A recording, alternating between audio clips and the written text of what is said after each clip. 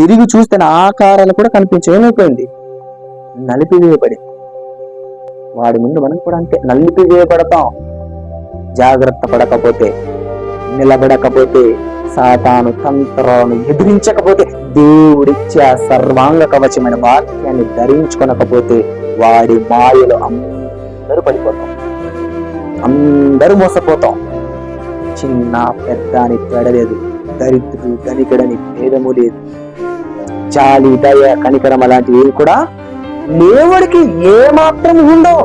అలాంటి వ్యక్తి, అలాంటి శక్తి చేతిలో మనం పడిపోకుండా ఉండాలయ్యా అంటే వాడి తంత్రం ఏంటో మనం తెలుసుకోవాలి.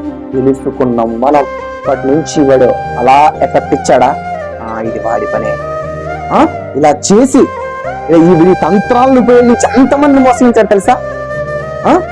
సింహాన్ని రెండు సార్లు ఓడించిన ఒక వ్యక్తి తనకంటే మరలా 3 అడుగులున్న వ్యక్తిని ఓడించిన వ్యక్తి, మరలా 1,000 మంది 10,000 మందిని చంపిన వ్యక్తి, యుద్ధ శూరుణ్ణే ఏం చేసిందో తెలుసా? అది పడగొట్టేసింది వాడి తంత్రంతో. ఆ వ్యక్తి ఎవరు? దావీదు గారు. ఒక గాడిద దవడుతో 1000 మందిని తెగ నరికిన వ్యక్తి.